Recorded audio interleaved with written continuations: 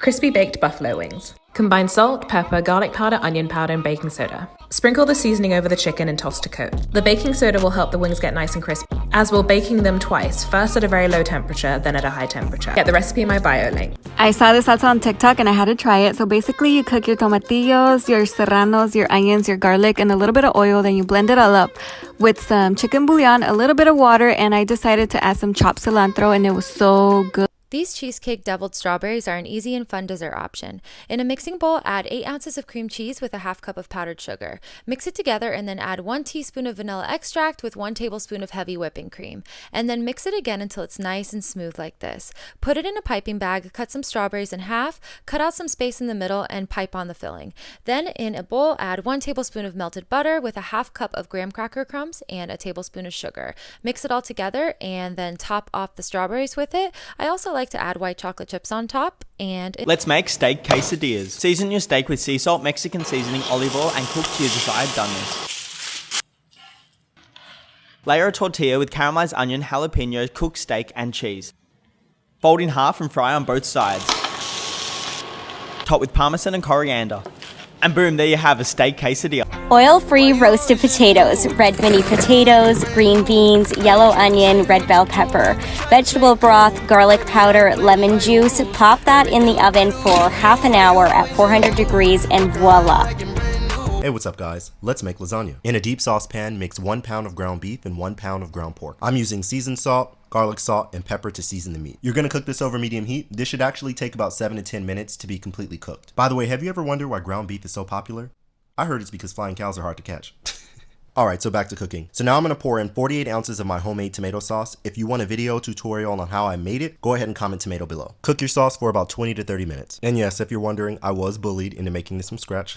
Some of y'all came from my neck because I still like pre-made tomato sauce. I know it may look intimidating, but assembling a lasagna is actually fairly simple. You're going to put a layer of sauce on the bottom, followed by your cooked pasta, put on more sauce on top of your noodles, followed by your bechamel sauce, which is the white sauce you see, sprinkle on some spinach, then sprinkle on some Parmesan cheese, and then some mozzarella cheese, and then you're going to keep repeating that. Cover it with foil and cook for 30 to 40 minutes at 375 degrees, and then uncover and cook an additional 10 minutes. Look at that. Amazing. You have to try and make this. Be sure to click the link in my bio for the written. Cucumbers are one of the best things that you can eat for your skin. Not only are they full of water and will keep your body hydrated, but they also contain high amounts of vitamins, minerals, and polyphenols. This is a recipe for my favorite Asian cucumber salad that is so delicious.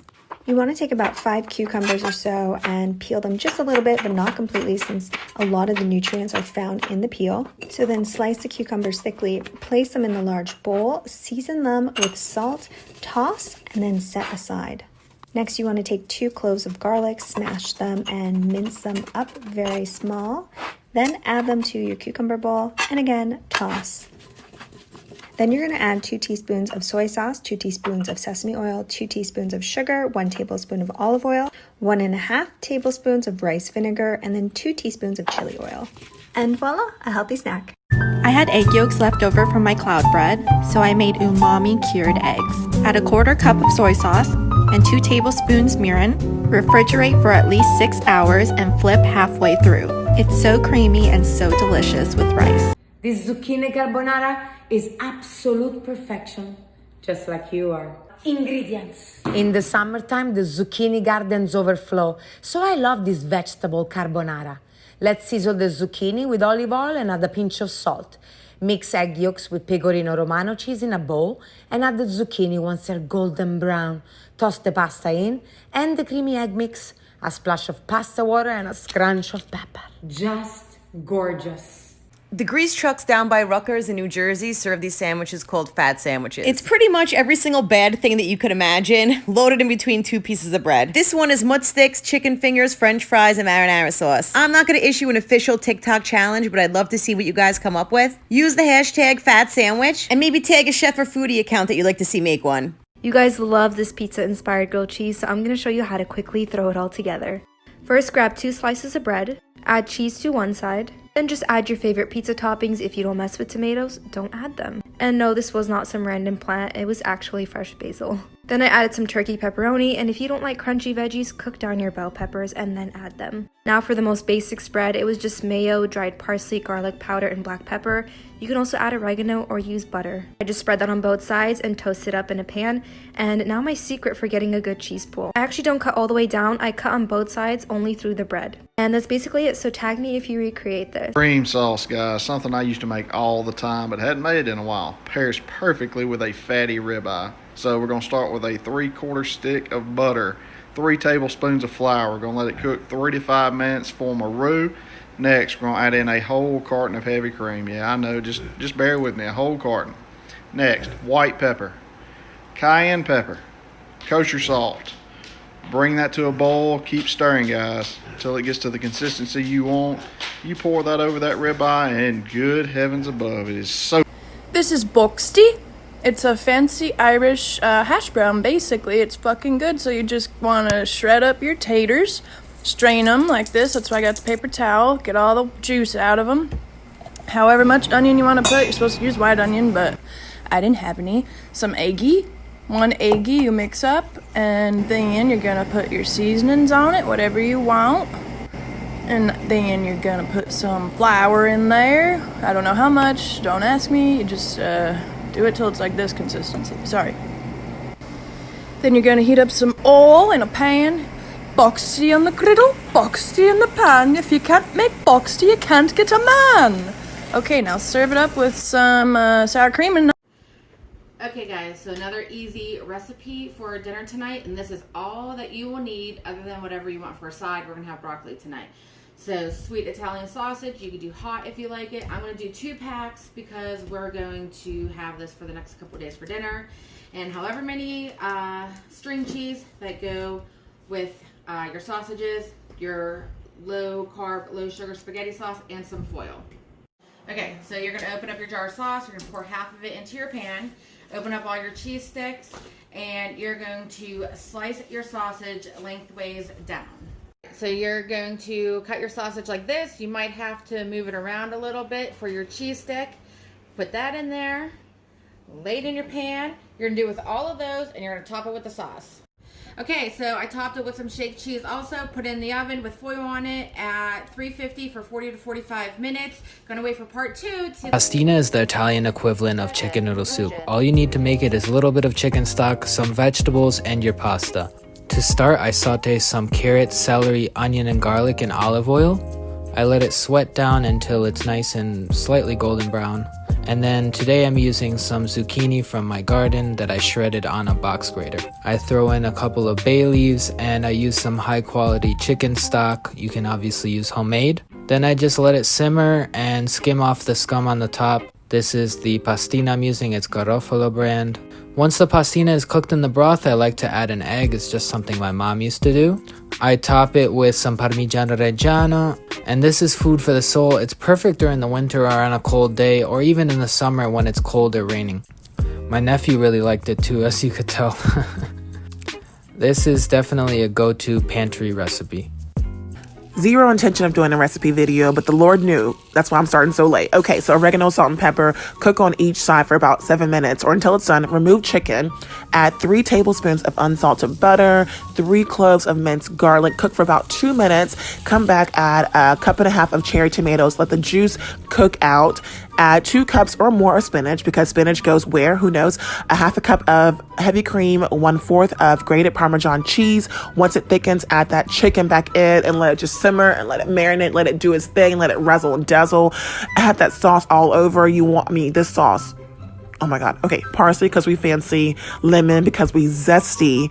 You guys, when I tell you this was the best, I don't even know what to even say. Oh, with a salad, I felt light. I felt like I was just living my best life. Oh my God, I'm so sad it's already all gone. I'm just sitting here looking at it like, dang. Hey guys, I had a lot of that buffalo chicken dip and I didn't want it to go to waste, but at the same time, I wanted to try something new. So I decided to turn it into enchiladas. For the sauce on top, I melted down 3 tablespoons of butter and I whisked in 3 tablespoons of flour. I had about 1/4 cup or so of chicken broth left in my fridge, so I just started adding that a few splashes at a time until everything smoothed out. I added in a tablespoon of sour cream and 2 tablespoons of cream cheese, and since I didn't have any more broth left, I just used milk to thin it out. I added in a splash of buffalo sauce, some onion powder and garlic powder, and y'all already knew I was gonna put ranch seasoning in there, don't be surprised. I just put a little bit of shredded cheese on top, and then we usually eat that dip with Cool Ranch Doritos, so I wanted to crush a little bit on top just to see how it would taste. If you don't have a rolling pin, I wanted to show you what else you could use. Anything that's heavy and round, so I used a salt container. I baked it at 375 for 20 minutes, and I actually liked it. Don't throw out your chickpea juice. It's actually called aquafaba and makes for a great egg substitute. I'll show you by making these meringue cookies. Just add cream of tartar and lemon juice to the aquafaba, mix it till it gets foamy like that. Then slowly add sugar 1 teaspoon at a time until it looks like this. Scoop it onto a pan, and I actually made a blueberry sauce by adding 3 tablespoons of sugar, putting it on high heat till the juices come out. Then I put it right in the middle. I also got a toothpick and swirled it around to give it a nice little effect. Bake it in the oven for about an hour, and when it's done, it should look like this. Who would have known chickpea juice has its perks? And you can't even taste it. First, chop 1 bag of sweet peppers and lay on a sheet pan. Cook 1 pound of turkey burger, put it in a bowl, add about a 1/2 cup of hot sauce and 4 ounces of 1/3 fat cream cheese. Add the mixture on top of the peppers and top with some mozzarella cheese. Bake at 350 for 20 minutes. Enjoy! Today I'm showing you how to make a very easy date night recipe, chicken marsala. All right, medium heat for this, a little bit of oil and butter. 12 ounces of mushrooms, go in. Season with pepper, salt, and then once you're done, take all of it out of the pan, scrape every last bit, set it aside. All right, take your chicken. This is nice and thin, pound it out. Put it into the flour.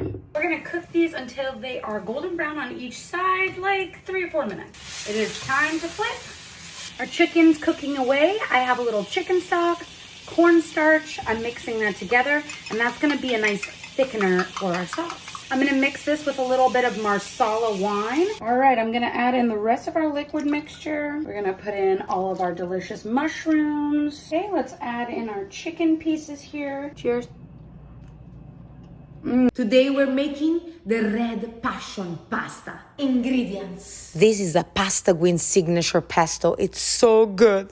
I used basil, sun-dried tomatoes, pecorino romano cheese, peeled almonds, and garlic cloves with plenty of extra virgin olive oil. My overpriced blender was useless, so I went to one which is endless power, just like you are. Using pasta water to keep it creamy, add the pesto and mix in fresh ricotta cheese and eat it with passion. Just gorgeous. Sal's very sick for dinner. Oh, thank you, baby. This looks delicious.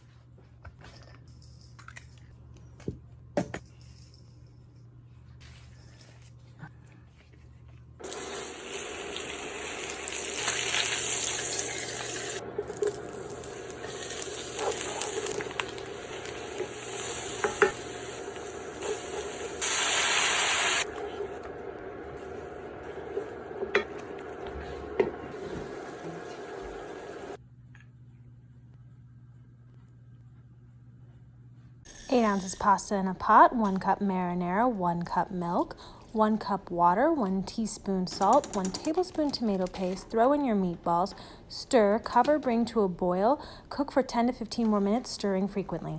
Done. These are the most amazing crispy smashed potatoes ever. You're gonna need mini multicolored potatoes. Add them to a bowl and clean them really well. You're then gonna drain that and add the potatoes to a pot with cold water, salt, and boil it for about 15 to 20 minutes until it's fork tender. You're then going to drain the potatoes, and this is what I mean by fork tender. You want to be able to stick your fork completely through it.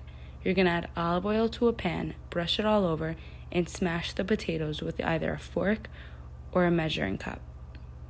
This is what it should look like, and then you're going to drizzle olive oil all over it, brush it all over, add salt and add pepper, and put it in the oven at 400 degrees for about 40 to 45 minutes. This is what it should look like. They're crispy on the outside, soft on the inside, so good. I've been so obsessed with Kylie Jenner's avocado toast recipe ever since I tried it. I simply toasted some naan and sliced half an avocado, added sea salt and red pepper chili flakes. What sets this apart is adding honey. It makes it so delicious. Hi guys, I have these beautiful Portobello mushrooms. I'm gonna show you the way I eat them. Divine, delicious.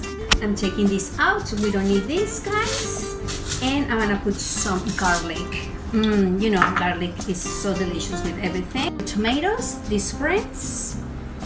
I'm adding the mozzarella cheese, these little ones. Who doesn't like basil, guys? I'm adding some basil here. It smells so good.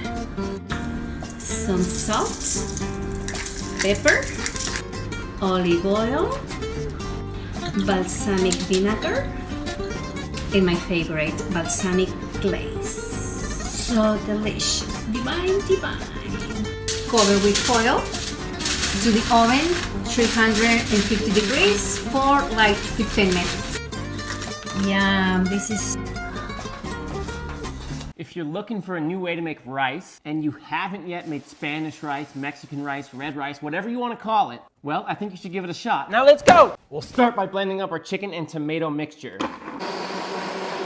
for about a minute. Now medium heat pan, add avocado oil. Let that get hot and then add your washed and dried long grain rice. Make sure you're constantly stirring the rice. After about 5-6 minutes, it's nice and golden brown. That's what you're going for. Now spices going into that hot oil for literally 10 seconds and then add your liquid. And I'm just gonna add a little Fresno chili for extra heat. Season it up really well. Pop a lid on. After 18 minutes, turn off the heat. I like to let out a little bit of the heat. Cover again and leave for another 10 minutes. Last thing we need to do is just give it a little mix. Oh yeah!